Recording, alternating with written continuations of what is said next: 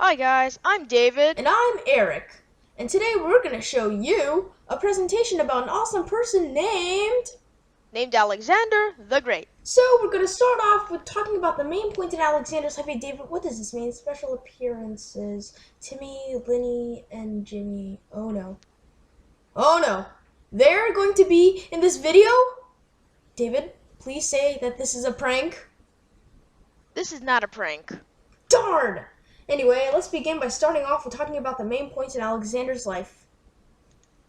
Okay, despite the fact that three triples are going to be in this video to haunt me, let's get started. Alexander was the son of King Philip II of Macedon. When he was born, there were signs of readiness in his birth. The Queen's dream, the two eagles landing atop the Queen's chamber, storms and quakes on the day of his birth, and more. He had also demonstrated a sign in his life. He had tamed a horse named Bucephalus that no one else in the kingdom could tame. Next slide. Okay, so King Philip II was the father of Alexander, and he was super-de-duper, extra-looper stubborn. He was assassinated by a guard of his called Pausanias during his daughter's wedding. It was very sad. This slide is about Bucephalus. He was a horse that used to be owned by Philonikus the Thessalian that he was sold to King Philip II of Macedon. He was, as we all know, tamed by a 13-year-old named Alexander, and Bucephalus also proved to be a loyal warhorse to Alexander during his battles of his days. Okay, so the Greeks, they had phalanxes, which were like a filled square of people with 18-foot-long spears called sarissas. Along with these sarissas, they also had shields, and of course, as everyone else did at the time, they had swords. These guys were polytheistic, which meant that they believed in many gods, and they also were philosophers. Greece consisted of philosophers, which is the big term word for lovers of wisdom. The Persians, they had big wooden shields that were very light, and they were like baskets, but they did protect them well. And of course, as they always did, they had swords. These guys were also polytheistic like their fellow neighbor Greeks. While Alexander was on his wild campaign against the Persians, they fought three main battles that led to the outcome of the war. These battles were the Battle of the Granicus, the Battle of the Indus, and the Battle of Gaugamela. Alexander won all three of these wars, so what's the outcome of the war was? Why aren't you guessing? It was the Greeks that won! Duh! Okay, so this slide shows a part of a poem that David wrote for his portfolio. I'm not going to read what it says, so read it yourself.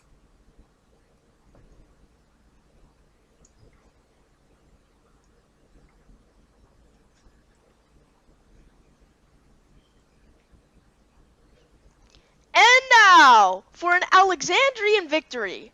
This next video is a short battle between the Greeks and the Persians. I made it. Eric just stood around like and laid as still as a plastic piece of Lego. I mean, why would he do that? Eric. Hey, I did help! Anyway, just show the video.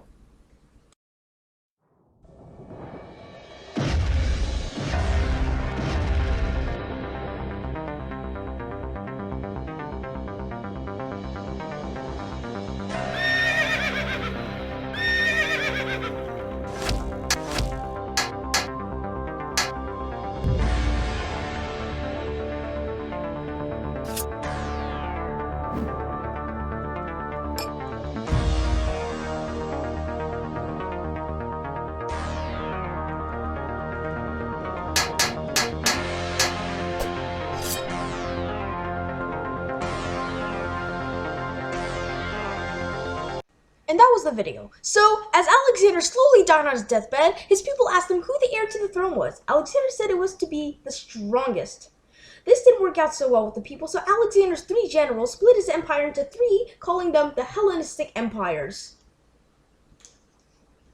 So, what is the point of this presentation? What am I trying to and Eric, but what are we trying to show you through this presentation? What are we saying about Alexander?